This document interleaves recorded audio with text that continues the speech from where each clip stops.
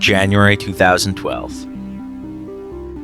Poker legend Phil Ivey and advantage player Kelly Sun exploited a trivial flaw in how casino cards were printed. A flaw so small the casinos didn't even suspect a thing. They actually helped Ivey and Sun win money. During the production process of cutting casino cards, the cuts of the edges are not identical, making it possible for a trained eye to identify certain cards by their edge designs. Over just 9 months of gambling with this advantage, they won over $20 million from some of the world's most prestigious casinos. And they pull it off playing Baccarat, a game that is unbeatable under normal circumstances. They found the closest thing to a free money hack that could potentially be milked for millions over the following months or even years. But greed opened the door for casinos to fight back. This is the story of the greatest legally executed casino heist, where millions were won before the casinos could fight back.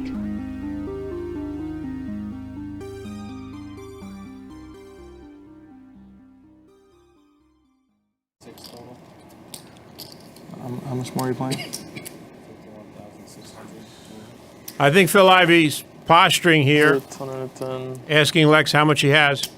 140 something? 130, 140 more? Doesn't want Barry to know he raised him with air. I'm all in. I don't believe it. I don't believe it. Phil Ivey just went all in with a 5-deuce offsuit. I don't believe it. I thought you were just angry at Barry. I am. That is one of the great bluffs Nice hand. in the history of high-stakes poker. What a move. This is Phil Ivey. He's probably the best poker player of all time. Between 19 million in online winnings, 10 World Series of Poker bracelets, and being 11th all-time in poker tournament winnings, few other players have a better resume. But besides his skill, Ivey has this imposing aura that is unlike most other poker players. He's often compared to sports legends like Michael Jordan and Tiger Woods because it seems like he doesn't care if he's playing for 20 cents or $20 million. He's just competing. He wants to win. The profits are an afterthought, serving more as a way to keep score than a pursuit of profit. But Ivey's success isn't just about his insane talent. He was also at the right place at the right time. He started playing seriously as a teenager in the 90s, using a fake ID to get into Atlantic City casinos and play 7-card stud. He quickly rose to the ranks, and by age 23, he won his first World Series of Poker bracelet, winning $195,000 in the $2,500 pot limit Omaha event. By 2003, he was an established pro and seen as a rising star. Yet it was during this year, at the World Series of Poker main event, that Ivey would face a defining moment, one that would later ripple through the poker world in ways no one could have anticipated.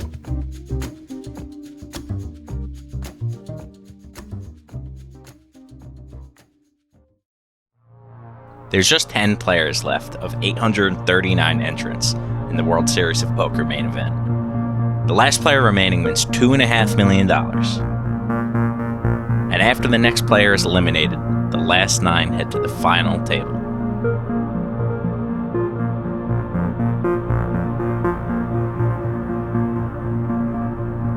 Ivey found himself all in, putting his tournament life on the line. I'm all in. Against an unknown amateur player named Chris Moneymaker, and yes, that's his actual birth name. He won his way into this $10,000 buy-in event by winning an $86 online poker tournament, where an entry into this tournament was the first prize. It's a little confusing, but basically this guy put up $86, won an online poker tournament, and now is playing for $2.5 million. Chris Moneymaker is our chip leader at this point. Don't expect him to do anything huge, but he's looking at ace-queen, so he's going to make some sort of move. He bet $60,000 on the ace-queen. So Ivey's in a hand with this guy, Chris Moneymaker. Action over to Phil Ivey now. And looking at a couple of nines. Phil Ivey always loves pocket pairs. He'll call it. And turns a full house. One of the best hands in poker, very rarely beaten. Jason Lester. Here comes the turn, and it's a 9, and that gives Phil Ivey a full house. Miracle on 4th Street for Phil Ivey, who now has the full house and the better hand. Ivey goes all in, and Moneymaker calls the bet with 3 of a kind, an inferior hand. And Phil Ivey deciding what he's going to do, he's obviously going to play. And if and when he wins this sizable pot, Phil Ivey will put himself in terrific chip position for the final day.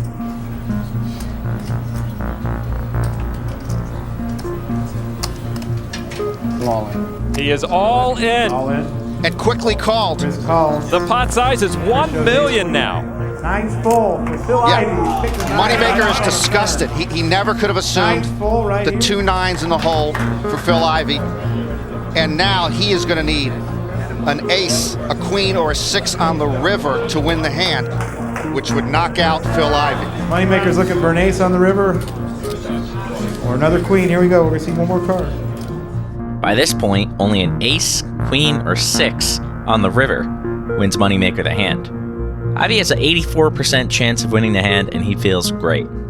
And now he is going to need an ace, a queen, or a 6 on the river to win the hand, which would knock out Phil Ivey. Moneymaker's looking for an ace on the river. Or another queen. Here we go. We're going to see one more card. It's an ace! An incredible knockout blow from probably the best player left in the tournament. Was brought down. Ace on the river.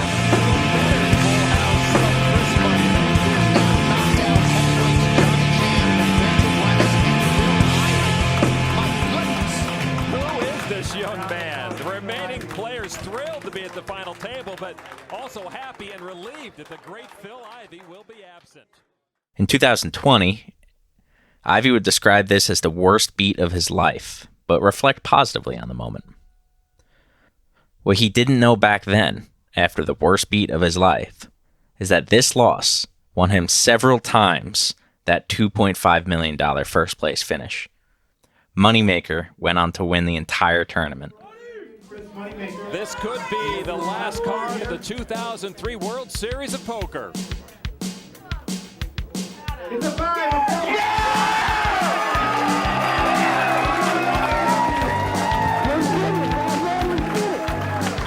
With a full house, Chris Moneymaker eliminates Sam Farhall, and the 27-year-old has stepped out of the virtual poker room, and in a very swift and unlikely manner is atop the poker world.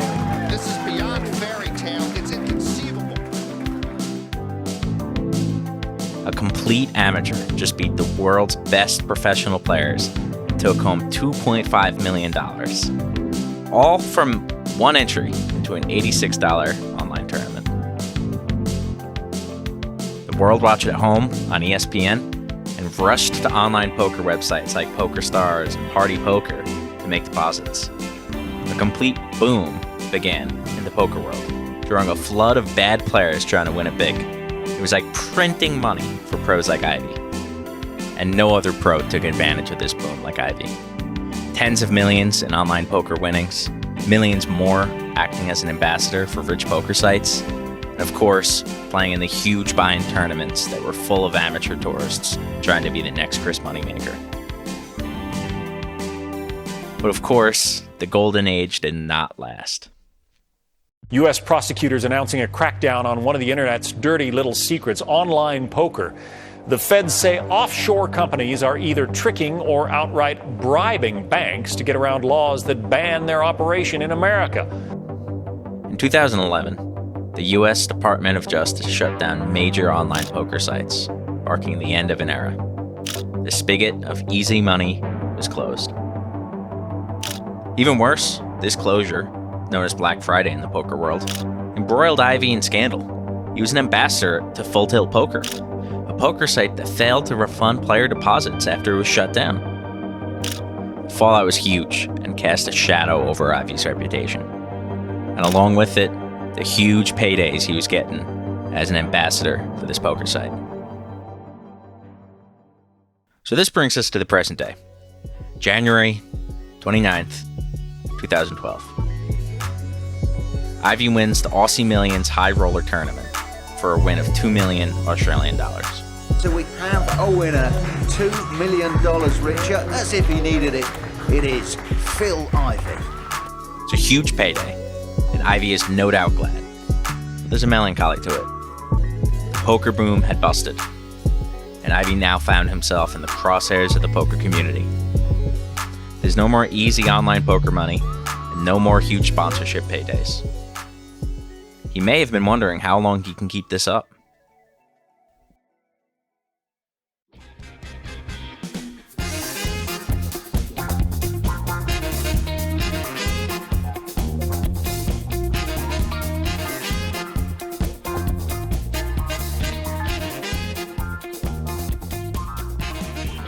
Upon hearing the news of Ivey's win, Advantage player Stephen Black offers to fly out to Australia and show Ivey his newest tricks. He thinks he can beat the game of craps, and his partner thinks she can beat the game of Baccarat. With the poker world in flux and its flow of easy money in jeopardy, Ivey was more receptive to Black's speculations about beating games most thought to be unbeatable. And that's how Ivey met Kelly Sun, the Baccarat machine.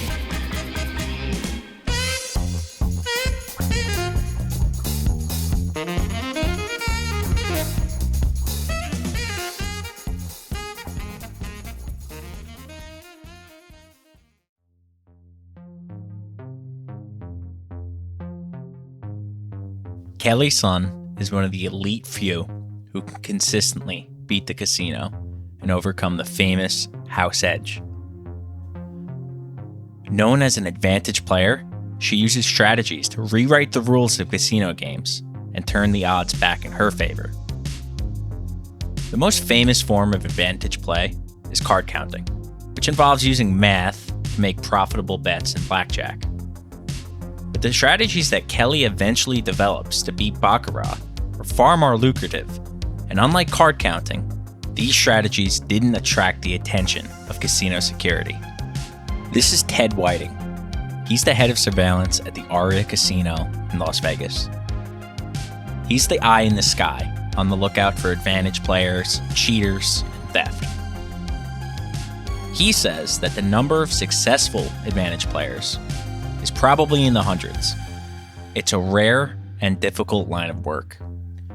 And Sun isn't some math savant like the kids from the MIT blackjack team that they made the movie 21 about. In fact, she was an ordinary gambler until a stint in jail served as the catalyst to her making millions. Born during Mao's Cultural Revolution in China, Sun's early life was full of hardship. Her father, once a wealthy businessman, disappeared into communist work camps, leaving her mother to fend for the family alone. Her mother was forced to improvise to provide for the family by growing their own food and creating makeshift shoes out of cardboard for the children. But after Mao's death in 1976, China began to liberalize. Her father was freed from the work camp and struck it rich once again in the factory business. The newfound wealth allowed Sun to attend college in Shanghai and eventually travel the world at her father's expense. But along the way, she caught the gambling bug. She was using fake IDs to get into Macau casinos and play poker and Baccarat. And during one of these sessions, she had a transformative moment. She turned $1,500 into $150,000 playing Baccarat by pure luck. And more than the money, it was the thrill of the win in defiance of the odds. After this, she was addicted. Using her father's wealth, she quickly became a global high roller. Casinos would fly her around in private jets and comp her beautiful penthouse suites. The casinos would basically give her anything to get her to continue losing millions at the tables. She was having the time of her life until inevitably, like any gambler, she ran out of cash. Starting with millions, she was down to her last few $1,000s. The highs of private jets and penthouses were now distant memories. Gambling had been her downfall, but it also looked to be her only path to redemption. With little left to lose, she was ready to risk it all one more time, desperate to turn her thousands into millions once again. She's in the Las Vegas Win, hunting for a lucky slot machine to put the last of her money in. But she sees a man playing a slot machine with an unusual amount of focus. And for some reason, this stuck out to her. And in her mind, she decided that he must be a professional gambler of some sort. She introduced herself to this man, hoping he can show her how to multiply her money quickly. And the man introduced himself as Stephen Black. She was right. He was a professional gambler. And lucky for Sun, Black was smitten by her and agreed to teach her how to gamble professionally. He even went on to hire her as an assistant for $20 an hour while she learned on the job. Under the mentorship of Black, Sun was building her skills and learning how to actually make a living from gambling. After millions of dollars in gambling losses, she finally saw a path to conquering the casinos. But one night, her life took a drastic turn.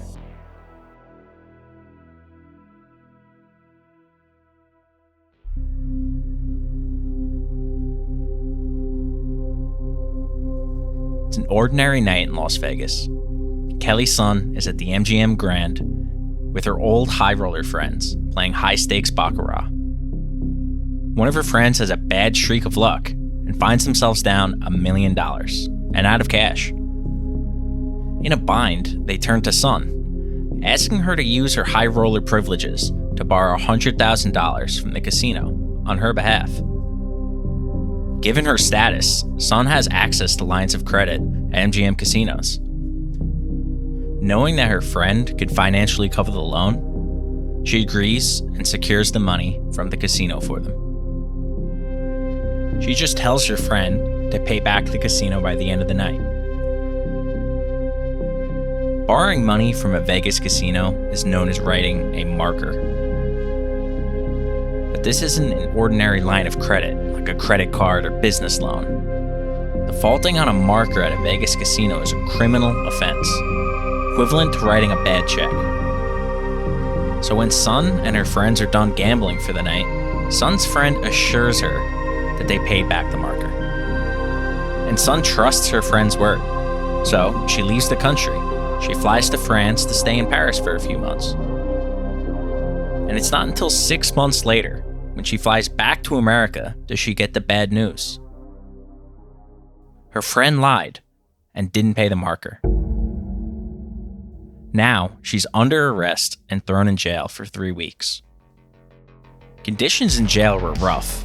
Sun told the Gambling with an Edge podcast that she was put in solitary confinement just for requesting clean underwear. And the irony of her situation was not lost on her. In a short time, she went from gambling for millions of dollars, learning under a skilled advantage player in Black, to being locked in solitude, totally alone, with nothing but her thoughts and a deck of cards. She had the means to easily settle the debt, but she didn't know that her friend lied about paying the debt back. In her solitude, Sun couldn't stop thinking about the MGM. Beyond the unpaid marker being a simple misunderstanding, it was a mere accounting error compared to the millions that she lost at the MGM Grand. To her, it was an insult to be treated like a criminal for a mistake. With nothing else to focus on in her solitude, she set her target on getting revenge on the MGM, with her lone deck of cards as her weapon. She began teaching herself to count cards. The passing hours of isolation sharpened her skills. She was getting pretty good. But it was during one of these endless, solitary sessions that Sun noticed something peculiar. An anomaly in the cards themselves. The patterns on the backs of the cards were asymmetrically cut, a detail so minor it would escape most. But to Sun, it was no minor detail. It was the key to everything. She knew that she could exploit these imperfections to exact her revenge on MGM. These asymmetric patterns meant that if she paid close enough attention, she could tell which cards were which just by looking at the back of them. And this is where the seed was planted to her eventually taking to casinos, MGM included, for tens of millions of dollars using this strategy. Casino card printing is imperfect. Here's casino consultant Bill Zender talking to the Jackpot Gents podcast about how this works. All cards, all casino quality cards have this problem. When they print the cards, they print them in big sheets. They hit the machine, and after, let's say, 1,000, 5,000 sheets, then the machine, when it cuts, is off a little bit. When we start the cut, we start the process of printing, the first ones are cut probably perfectly. And then when they get towards the end of the run, they're not cut so well. And these imperfections make it so that each edge of the card cuts off at a different point. If you look at this card on the screen here, you could see that there's a pattern on the back of these casino cards. Now on the left edge, it's cut off at a half diamond. On the right edge, it's cut off at a full diamond. The same is true at the top and the bottom. To demonstrate how Sun utilized this, we're going to create a simple game called Find the Ace. We have 3 cards, an ace, a queen, and a 6. Our goal is just to pick the ace. On a random guess, we have a 33% chance of guessing correctly. But if we use edge sorting, that turns 33% into 100% accuracy. We have the same types of cards we used in that example. Half diamonds on one edge, full diamonds on the opposite edge. These are just red. All 3 cards are currently oriented with the half diamonds on the left edge. But if we know which card is the ace, we can simply rotate it 180 degrees, and then the full diamonds are on the left edge of only the ace. The other 2 cards have the half diamonds on the left edge. So we can shuffle these 3 cards 100 times, a million times, as long as we don't rotate them 180 degrees. The edges will still be sorted. So after shuffling, we lay our 3 cards out, and we just look at the edges. As long as these cards weren't rotated during the shuffling process, we can simply identify our ace by looking for the card with the full diamonds along the left edge. Half diamonds, full diamonds. That's our ace.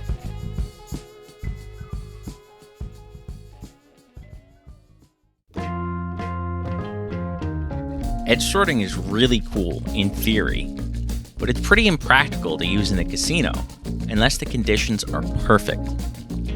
So they needed to pull a ruse on the casinos to allow them to edge sort the decks right under their noses. They needed the casinos to bend the rules just a bit to make this work. And the first thing they needed was a high roller reputation.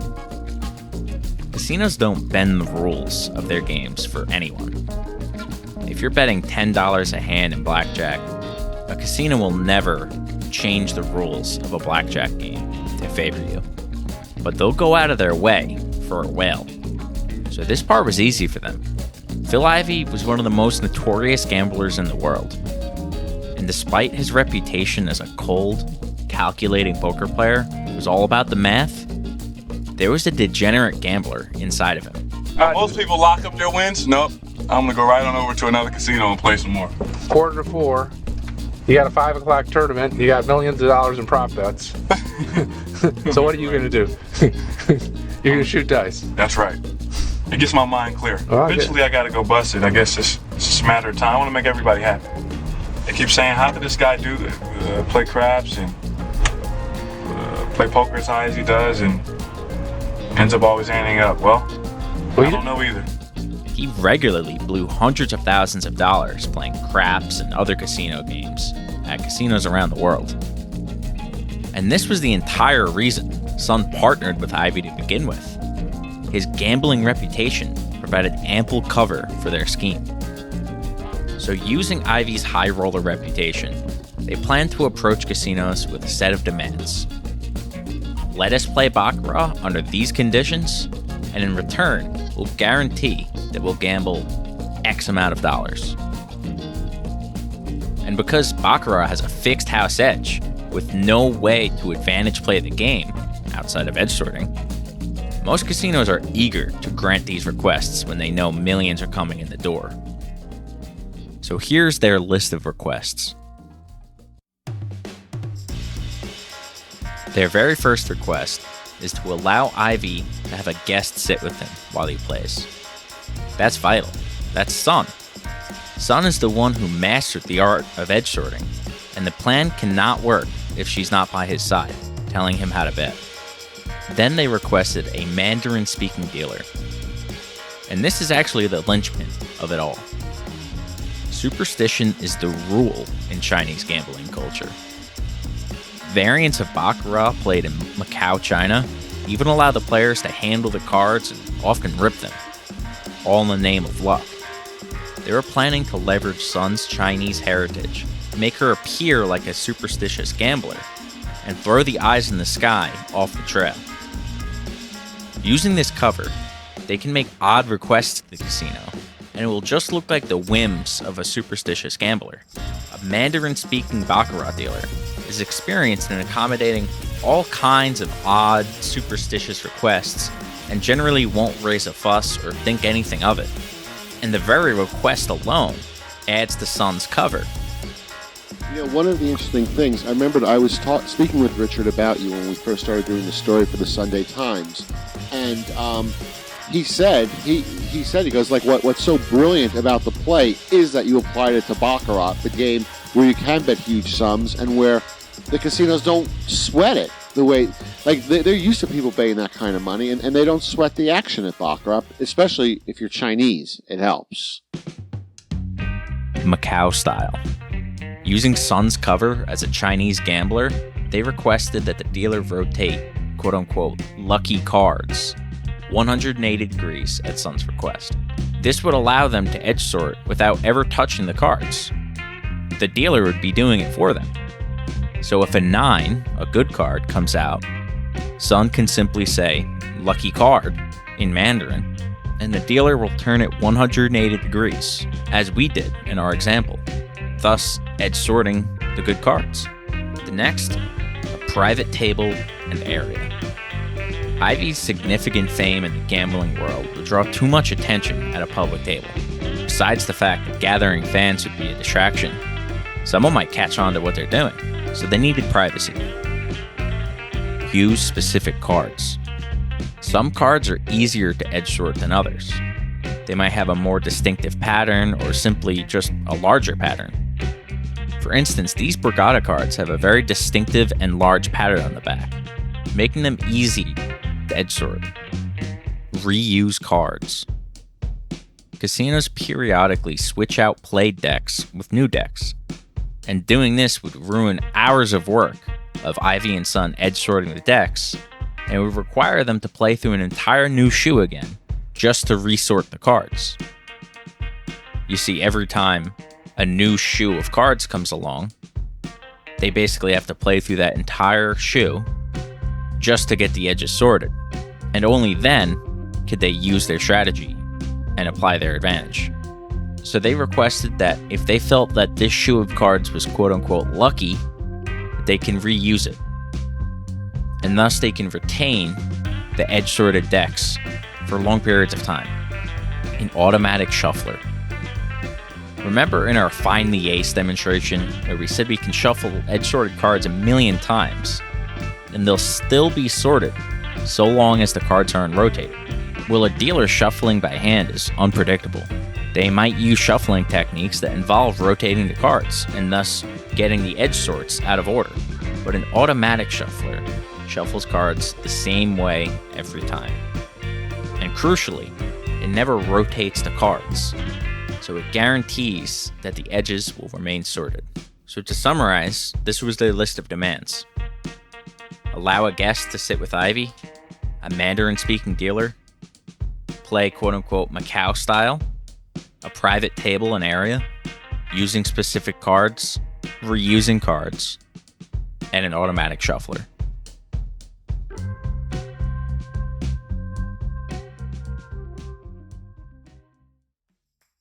How much of an advantage does edge sorting really give you? We know that all casino games are rigged against you to start with. In Baccarat, for example, the house edge is a bit higher than 1%, which is some of the best odds in the casino. So any strategy needs to start by making the house edge back, just to break even, let alone make a profit. But before we start throwing out numbers without context, let's look at a typical edge that other advantage play systems would get you. Now, blackjack card counting is the most accessible and well-known advantage play strategy. So let's look at the math for that real quick. Ed Thorpe kicked off the golden days of advantage play back in the 1960s when he published Beat the Dealer. It was the first big card counting book, and it introduced advantage play to the world. The strategies in the book give you a 2 to 3% advantage over the house back then. So for every $100 you wagered, you could expect to make $2.50 in profit per bet. You could go on hot and cold streaks, but over a large sample size, your average profit per $100 bet would be close to $2.50. And this was really, really good. So good that casinos had to change the rules of blackjack and introduce anti-card counting countermeasures to make it harder. And thus, the arms race between advantage players and casinos was born. And while it's been an up and down battle, the casinos have largely won the war. Advantage play is a lot harder nowadays, and even the profits you get are lower. Modern card counters can optimistically hope for a 0.5% advantage, and if you can maintain that consistently, that's considered impressive in the modern day. But even a small edge, like 0.5%, compounds over many bets. If you can imagine flipping a weighted coin that lands on tails 50.5% of the time, it'll be slow, but if you keep making bets on tails, you could actually grind out a living. But with such a small sample size, it's all about getting a huge sample size, both to account for the variance in results with such a small advantage, and to actually realize the advantage. Here's some interesting graphs from a blackjack site called Blackjack in Color. It shows simulated profit graphs of a card counting strategy over different sample sizes. And as you can see, until you reach around 100,000 hands played, you're not even certain if you have an edge. It kind of looks random. So just keep that in mind. The most popular and oversaturated method of advantage play has graphs that look like that.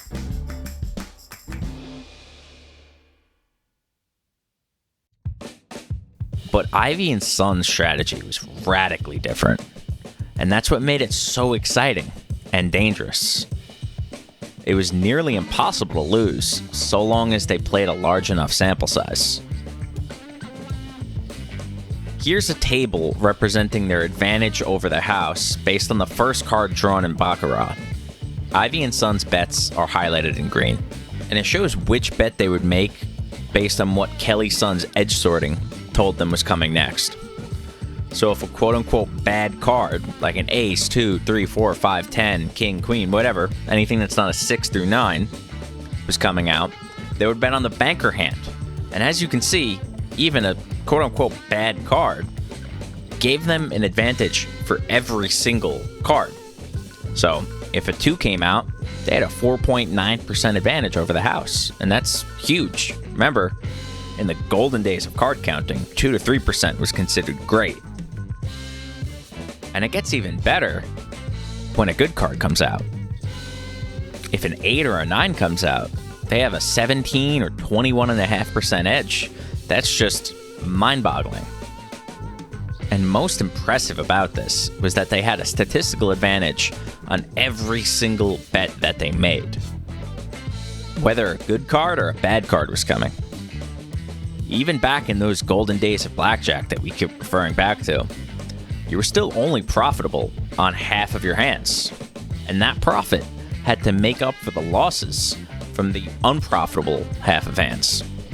So needless to say, this type of massive statistical advantage is pretty much unheard of. Not just in the casino, but in the stock market, sports betting, nearly any pursuit where people use numbers to predict things and make money. So when these types of opportunities come up, they never last. So they had to strike while the iron was hot, because even if things go perfectly to plan, the casinos are going to start noticing things when they start hemorrhaging millions of dollars.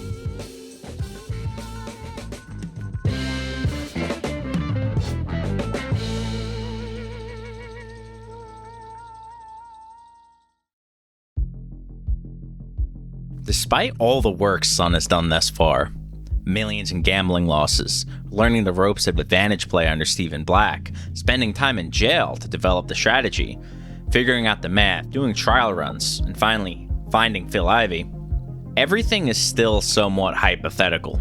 This strategy hasn't been tried on a large scale yet. And it can't be until Sun gets access to a VIP high roller who will convince casinos to bend the rules to make edge sorting possible at scale. But time is running out. There's chatter about edge sorting in the casino security industry, and other advantage players are figuring out edge sorting, and they're hot on Sun's tail. The strategy is simply too lucrative to last. It feels like casinos will catch up any day now, and Sun has barely gotten started. She's planning a home run, a grand slam, a massive cash grab before it's too late. She can't let her years of work go down the drain and miss the opportunity. But she needs Ivey's VIP status. Sure, Sun has done some trial runs and made some cash, winning 200k here, 300k there, but this strategy has 8-figure potential. So it's time to go get Phil Ivey. Let's shift to the present day, January 2012. After Ivey wins the Aussie Millions, Sun and her mentor Stephen Black hop on a plane to Australia. Ivey apparently has $6 million in cash on him at the Crown Casino in Melbourne. And it's time to strike while the iron is hot. But Ivey isn't sold on the idea of edge sorting yet. In fact, he's far more interested in Black's fantasies about controlling the dice and craps. Something which has never proven to be possible, actually. But Ivey, being a degenerate craps player, can't contain his curiosity about controlling a game that's mastered him for years. They head to the craps table and swiftly lose $3 million. Already skeptical of Black's wild ideas, Ivey's almost ready to tell them to hit the road. But he can't resist taking a peek at this edge sorting strategy. A gambler can never pass up a proven system. So, $3 million in the hole, they head to the baccarat tables to try to make some of it back. And it goes south. They lost $500,000. The pattern on the back of the Crown Casino cards was too small for Sun to make out. But Ivey wasn't hearing it. He feels like he's been played for a fool. He calls Sun and Black hustlers, moves on with his day. And just like that, Sun's opportunity to strike it rich with edge sorting seemingly slipped out of her hands due to factors out of her control. It's a fitting end inside of a casino. The trip to Melbourne seemed to be a failure. Sun needs Ivey, and she might not get another opportunity like this before the casino smarten up to edge sorting. Sun and Black beg and plead with Ivey to give them another shot, and he finally agrees to one final trial run. So when they head to the baccarat tables the next day, Sun knows that the next few hours could be the most consequential of her life. she won't squander this opportunity a second time. She stayed up all night studying the Crown casino cards, finding a way to edge sort such a tiny pattern. And by the end of the session, they won $3.5 million, 7 times Sun's initial loss. That was all the convincing that Ivey needed to go all in.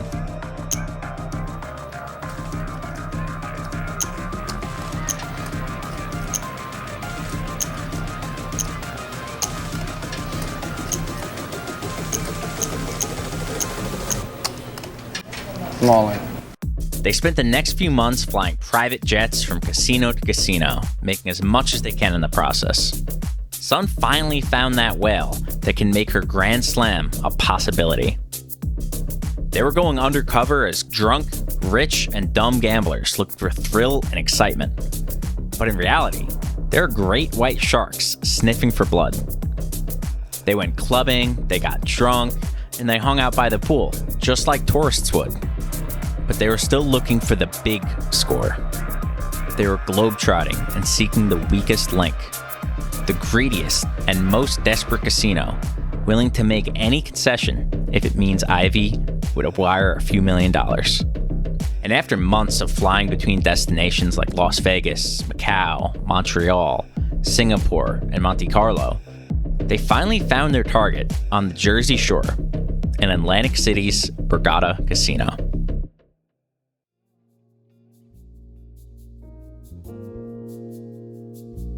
The Borgata is the crown jewel of Atlantic City. But that's not saying much. Once an East Coast gambling destination, Atlantic City has become a zombie city. A declining population, rampant crime, abandoned neighborhoods.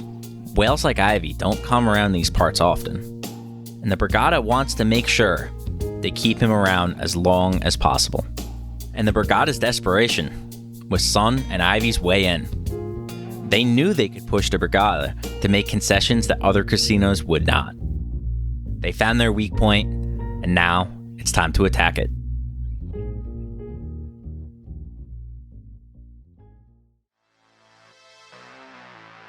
It's April 11th, 2012. Ivey and Sun have been jet-setting for the last 10 weeks, hitting every casino in sight. But now it's big game hunting. They don't plan to just make a $500,000 and run. They want to set down some roots here and establish the Borgata as a cash cow that can consistently be tapped for profits. Ivey has $1 million in chips in front of him. He and Sun sit down in the Borgata's private high roller area and start their session. They keep their bet sizing small to start things off. The shoe of purple Borgata cards they're playing with has 8 decks in it. It's going to take a while to play through all of them and get them sorted. So they bet the minimum while they have no advantage. But once the whole shoe is sorted, aka the good cards and the bad cards are sorted by the edges, they quickly up their bets to the maximum of $50,000 per hand. By the end of this 16-hour session, they're up $2.4 million. They've more than tripled their initial $1 million deposit in one session. Things are going exactly as planned. And every fiber in their being wants to stay at the Borgata all month, printing millions until the casino finally catches on. However, you can shear a sheep many times, but you can only skin him once.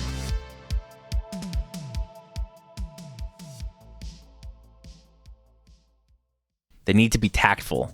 They need to balance the long game of keeping the Borgata opportunity open for as long as possible, while still maintaining the urgency that this advantage could be found out any day now by the casinos. They need to strike a balance between cautiousness and aggressiveness. If they're at the Borgata every week or every day, that in itself would be very suspicious. High rollers like Ivey typically don't set down roots in Atlantic City. But on the other hand, this advantage won't last forever. So when they do play at the Borgata, they need to be very aggressive and bet as much as possible. They need to push the casino to constantly up the max bet. So they ultimately settle on about one 16-hour session at the Borgata per month. It's enough to make a big payday while still maintaining their cover and keeping the Borgata opportunity open for as long as possible. And they made every session count. On May 3rd, 2012, they returned to the Borgata and made another $1.6 million over 56 hours. That's, of course, spread over multiple sessions. They return again in July, on July 17th, 2012, and make another $4.8 million in just 17 hours. After that, they continue flying around the world, finding more casinos to play at while they wait for their next Borgata session, where they're going to hit it big. In the meantime, Phil is flying around the world on his own, too, playing poker, playing craps, doing his normal rich guy things. Fast forward to August 20th, 2012. Phil Ivey is in London playing some poker and craps when he sees the legendary Crockford's Casino. It's Britain's oldest casino and the gambling spot of choice for rich British whales. The beautiful Georgian architecture oozes luxury and exclusivity, and that gives Ivey a primal urge. He quickly calls Sun and demands she fly to London at once. He wants to take Crockford's money with edge sorting. And Sun is initially reluctant. They didn't previously identify Crockford's as an advantageous place to play. This is purely at Ivey's whim. Ivey's relentless. So, Sun boards the first flight to London.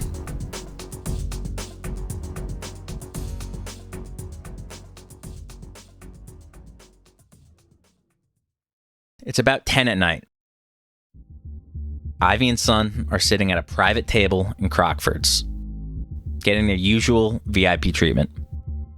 Kelly's Sun is a well-oiled baccarat machine by this point. She's used to sessions spanning dozens of hours nonstop. She can practically edge sort in her sleep at this point. So they're going through the motions as they ordinarily do. They start by betting small while they're getting the shoe fully sorted. And once the shoe is fully edge sorted, they start scaling up their bets to the maximum $50,000 per bet. Ivey is oozing with confidence. He wants more. He's done trying to be subtle, for today at least. He pushes the casino to raise their limits. $75,000. $100,000. By the end of the night, they're betting $150,000 per hand of baccarat. And by 3 a.m. that night, they're up over $2 million. And he's not done. Ivey insists that they're coming back tomorrow. And he specifically requests that Crockford's keeps the game exactly the same. Most importantly, retain the edge-sorted decks from the previous day.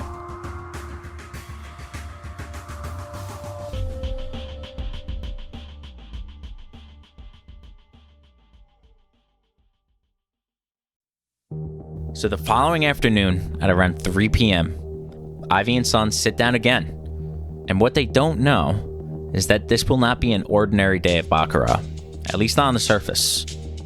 The next few hours of gambling will have dramatic consequences on the next several years of their lives.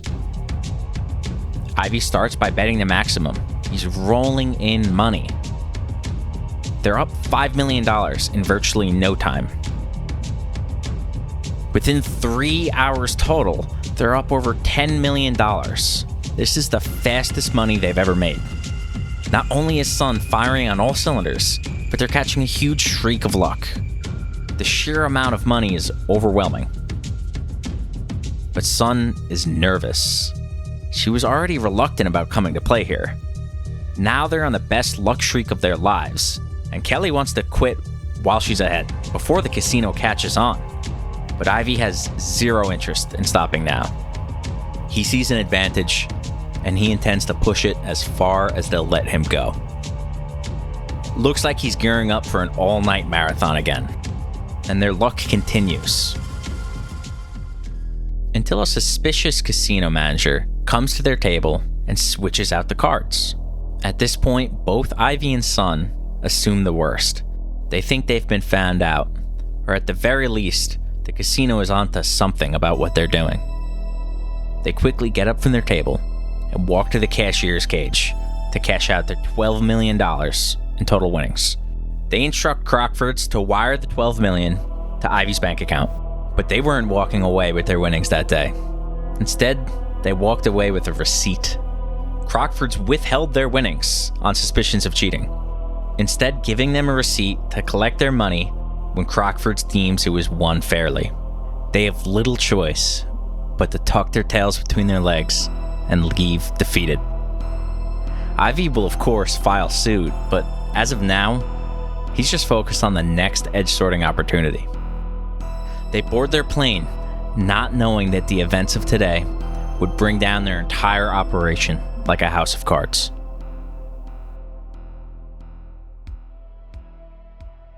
Losing their winnings was a major setback, but a temporary one for Ivey. They continue playing at different global casinos with an increased urgency. At least one casino is onto them, and word spreads fast in the casino industry. It's October 5th, 2012.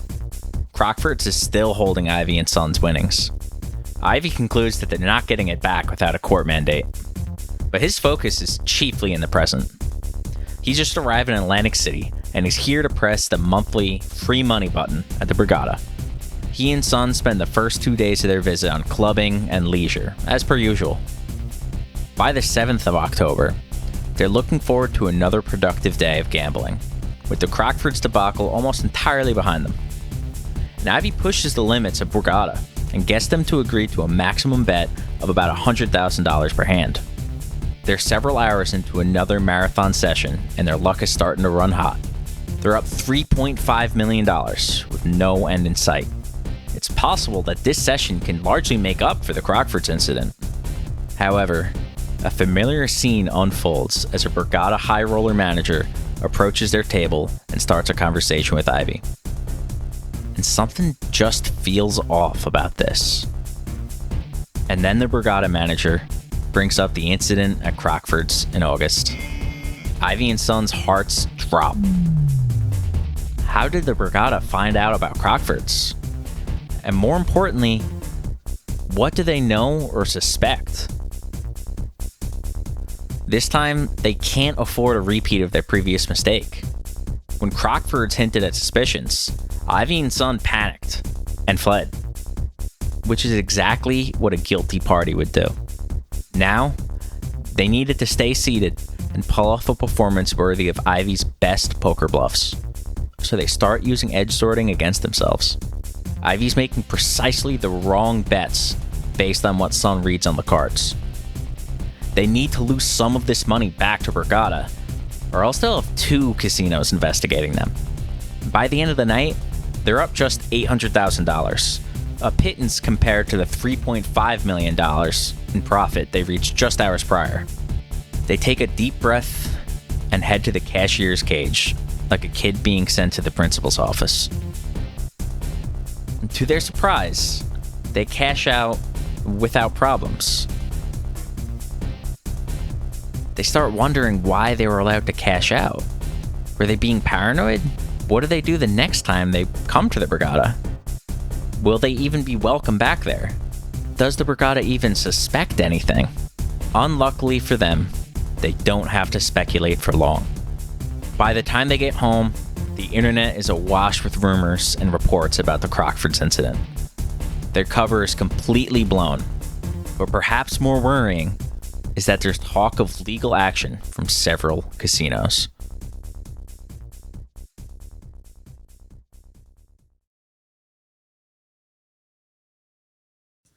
The Daily Mail, a British tabloid, ran an article claiming that Crockford's refused to pay Ivey and Son their winnings, and that the casino is investigating if the 2 were cheating. Ivey and Son know that their fate is sealed. Edge sorting is over. No casino in the world will let them play baccarat anymore, let alone cave to their special requests. With his cash cow slaughtered, Ivey is just about ready to close the book on this whole edge sorting adventure. It's the nature of any exploit in the gambling world. You find one, and then the casinos stamp it out. Few advantages, even in poker, last forever. But before he moves on, he's getting his $10 million back from the Crockfords. Of all the casinos in the world, it's this posh, stuck-up casino in London that were the only ones that tried to steal it back from him. There's always been the understanding between bettors and the casino that if you can fairly beat the house, you're entitled to your winnings, even if they don't welcome you back. like famously they do with card counters. Save for mob-run casinos, it's virtually unheard of for casinos to withhold payment to a winning customer. The implicit deal has always been that casinos have a free money machine sanctioned by the government. If someone's smart enough to beat them, the casino can kick them out, but he keeps his winnings. And it's a great deal for casinos. They should just pay Ivey. So, dialing his lawyer, he has no clue that he's about to kick off a 6-year legal battle.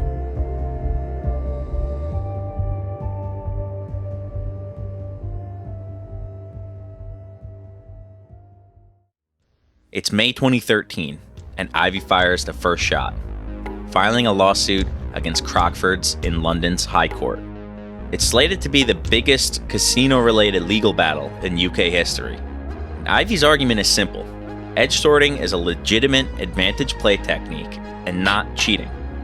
No cards were marked, no inside help was employed. He simply outsmarted Crockford's at their own game. But Crockford's isn't backing down. They argue that Ivey's actions amount to cheating, and they violate the fundamental premise of gambling. As the Crockford's case unfolds, another legal storm is brewing across the Atlantic. Fast forward to April 2014. The Borgata files a lawsuit against Ivey and Son, seeking to reclaim the $9.6 million they won in those 4 sessions throughout 2012. And the Borgata's case is more complex than the lawsuit that Ivey filed against Crockford's. The Borgata isn't refusing to pay out winnings, they're trying to claw back money they already paid out. They levy a laundry list of counts against Ivey and Son, including breach of contract, fraud, and they're even trying to use RICO laws to claim that Ivey and Son were operating a criminal enterprise. The same RICO laws passed to combat the Italian mafia during its heyday in the 1970s. They go so far as to claim that Ivey and Son were utilizing an illegal, quote-unquote, cheating device, which gambling lawyer Mac Verstandig put better than I could. Quote, "Of course, that does not truly strike as humorous until the complaint reveals that this cheating device was the automatic shuffler. Yes, that automatic shuffler, the one owned by the Borgata, presumably acquired from a manufacturer of regulation gaming equipment, and the one used every day to make sure a hybrid generation of card counters not be able to follow specific cards through a manual shuffle." So Ivey finds himself fighting a war on 2 fronts with millions of dollars and his reputation at stake. The gambling world is watching closely. This could be the end of advantage play as we know it. At its core, these 2 cases go beyond legal jargon and lofty theories about player casino contracts. They beg a fundamental paradox in the gambling world. How can a casino cry foul over an advantage when its entire business is built on its inherent edge over its customers? This legal battle isn't just about edge sorting, it's about the nature of betting itself. Ivey and his legal team file a motion to dismiss the Borgata lawsuit. They contend that edge sorting is skillful play rather than cheating, as well as invoking a 6-month statute of limitations for recovering money lost in illegal gambling, which had already expired. Meanwhile, the Crockford's case across the pond is heating up. It's the night of October 7th, 2014. Tomorrow, Judge John Mitting of the London High Court will deliver a verdict on Ivey's lawsuit against Crockford's. If things go his way, there's $10 million waiting for him. But tonight is about rallying the public support for his cause. Ivey's usually media shy, with very few public appearances. Now, he's going on mainstream media, 60 Minutes, one of the most popular shows in America. Once you get cheater next to your name, especially in my business, it's really bad. And casinos, they take cheating and advantage play as the same thing, when it's a big difference. They spend millions and millions of dollars on game protection. And it's their job to protect their game. And I'm viewing the casino as my opponent. It's my job to try to exploit weaknesses in the house. Jim Hartley was the only expert to talk to us on camera. He agrees with Ivey and says the Borgata and Crockfords have no one to blame but themselves. He made him look bad. You know, he played him for a chump. I do not believe that that was cheating. He did not alter the elements of chance. He didn't alter his wager. He didn't mark the cards. He did not physically do anything. They did it for him. The next morning, Judge John Mitting rules against Ivey. The judge states that while Ivey might not consider himself a cheat, his actions do constitute cheating under UK civil law. Disappointed, Ivey and his legal team shift their focus to appealing the High Court's decision. While the lengthy appeal process occurs overseas, Ivey is deposed by several lawyers in the Borgata case. There are several highlights, like Ivey remarking on the Borgata's provocatively dressed waitresses, highlighting existing game protection technology the Borgata could have utilized to stop edge sorting, and how they wanted him to be drunk all the time. But one of Ivey's responses to a lawyer's question got to the heart of the case. And that went on for 4 visits to Borgata, and each one you played multiple hours, right? Yes.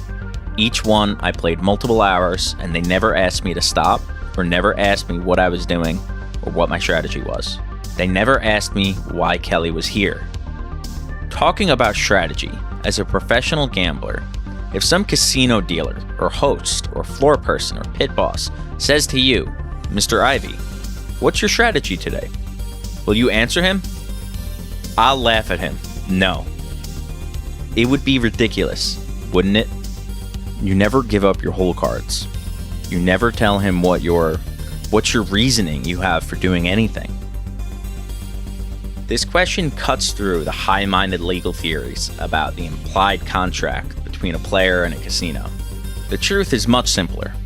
A player is at a casino to attract as much money as possible from them. And the casino is doing the same thing. Both sides implicitly keep their strategies to themselves. Pit bosses don't tap you on the shoulder when you play craps to explain that the mathematics of the game are designed so that a player can never be a long-term winner. Nor do they explain the maze-like layout of a casino, the lack of windows or free drinks, that these things are all scientifically designed to make you bet more and for longer. And we don't expect them to explain these things. And yet, when the casino's plan to harpoon a whale for millions went south, the Borgata runs to the courts to complain that Ivey wasn't fully forthright about his intention to actually win money at the casino. Appeals are where cases go to die. It took until April 2016 for the UK's Court of Appeal to even hear Ivey's case. And later that year, in November, they upheld the High Court's decision. Nearly all hope is gone. But there's one last resort, taking things all the way to the UK Supreme Court, the highest court in the United Kingdom. It's a last-ditch effort, but he has to try anything to try to get him square again. At this point, Ivey is drowning. His Crockford suit is a long shot. He's in the heat of things with the Borgata. It's likely he won't get his $10 million from Crockford's, and even worse, he's not entirely confident he'll beat the Borgata suit, meaning he might have to pay back another $9.6 million.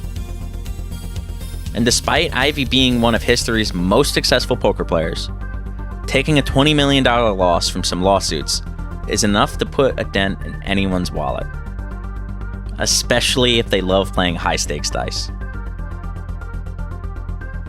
His unlikely appearance in a Chrysler commercial during the lawsuit might provide some clues to the financial stress he was under. Just a month later, in December 2016, the bad news got worse. Presiding over the Ivey and Borgata case, a U.S. federal judge ruled in Borgata's favor and ordered Ivey to pay $10,130,000 back to the Borgata. While Judge Noel Hillman concluded that Ivey's edge sorting strategy didn't constitute fraud, it was a breach of contract with the Borgata. He ruled that Ivey and Son failed in their obligation to the casino to provide a quote-unquote fair gaming experience under the Casino Control Act. After the ruling, the Borgata even sought an additional $5.6 million in damages. This is to account for the money they quote-unquote would have won if Ivey made the same bets without the edge sorting strategy. The additional request was declined. Unless Ivey can overturn this case on appeal, the last pinch of hope he has to grasp to is that he'll get his day in the UK Supreme Court to argue his Crockford's case. It's October 2017, and the morning of Ivey's Supreme Court hearing. UK Supreme Court Justice Lord Hughes stands up in the Supreme Court to make his ruling. Mr. Ivey is a professional gambler. He won approximately £7 million over an evening and the following morning from Crockford's casino in London. When Crockford's reconstructed what he had done from the closed-circuit television recording, it became clear that he had developed a highly sophisticated system. Crockford's had never met this practice before. When they worked out what he had done, they refused to pay, so he sued for the £7 million.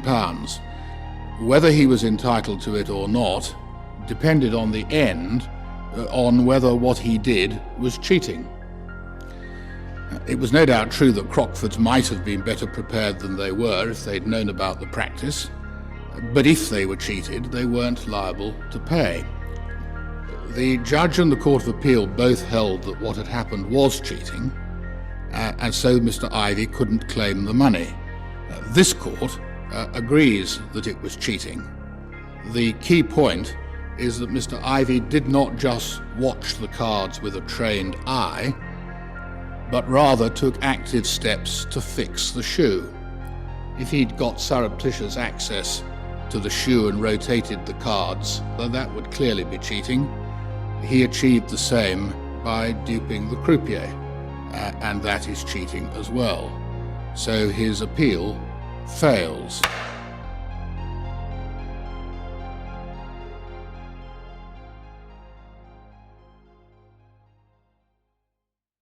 Any hope that Ivey could pay off the Borgata lawsuit with a win in the Crockford's case is dead. The profit of several months of edge sorting, months that could have been spent playing lucrative poker tournaments, is lost for good. Even worse, a 4-year, two-pronged legal battle, totally lost after spending an untold sum on lawyer fees. But there's a silver lining. The years of stress fighting two high-profile lawsuits on different continents and having your name in the press every day is over.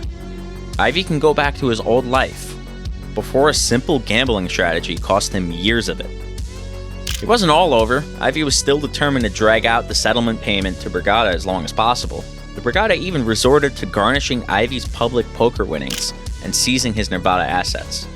But in July 2020, almost 4 years after the Borgata ruling, Ivey and the Borgata reached a settlement for an undisclosed amount to finally put the nail in the coffin. It had been about 7 years between Ivey's first lawsuit against Crockford's and his 2020 settlement with the Borgata before both cases were finally completely done.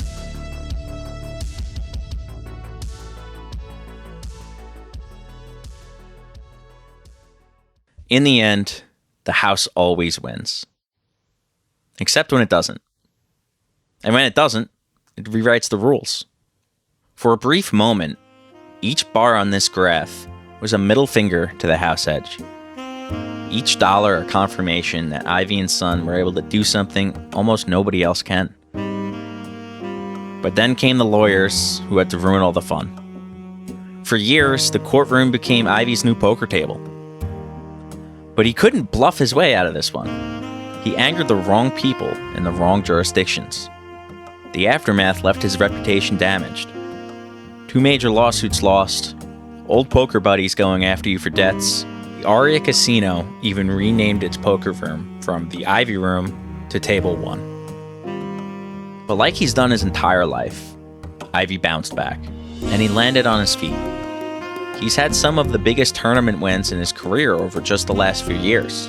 And with that card, Phil Ivey is your event number 10 champion, picking up his third Triton title. Ivey joined Joe Ingram for a rare public interview in 2021, feeling refreshed by the pandemic.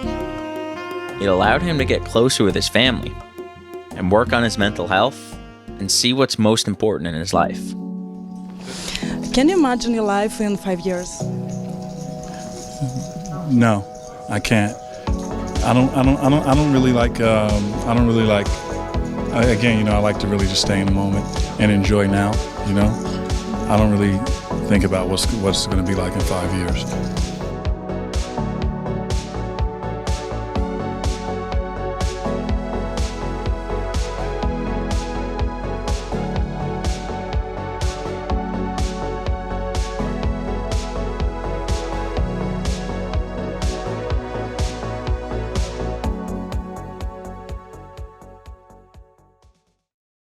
And as for Sun, well, they're making a movie about her. The Baccarat Queen is in production now and will tell Sun's life story, with her edge-sorting saga being the main event. Incredibly, Sun continues to use edge sorting and convince casinos to bend to her requests. And she's not even keeping her exploits under wraps. She's taken to TikTok, where she tells her best gambling stories. Crockford's shut its doors for good in 2023, ending its 95-year history as one of the world's swankiest high roller joints. And despite Atlantic City's growing troubles, the Borgata is becoming the proverbial Loch Ness monster in a shrinking pond. In July, it accounted for 44% of total casino profits for the city, despite there being 8 other casinos in Atlantic City. I think this entire saga between Ivey, Sun, the Borgata, and Crockford's is about creativity, innovation, and social engineering, and how institutions react to those things. Rather than adapting their practices or improving their defenses, the casinos turned to litigation and rule changes to neutralize the novel advantage that Ivey and Sun had discovered. To state the obvious, casinos aren't the only industry to engage in this type of response to disruption. Whether it's an individual bettor, a tech startup, or a group of cunning commodity traders, large institutions rarely agree to play it fair with the little guy. One only has to look as far as April 2022, when nickel, a metal critical to electric vehicle production, had a short squeeze. In response, the London Metals Exchange halted the nickel market and canceled all trades that occurred during the squeeze, effectively robbing traders of their cash to protect their nickel-producing clients who were hurt by the squeeze.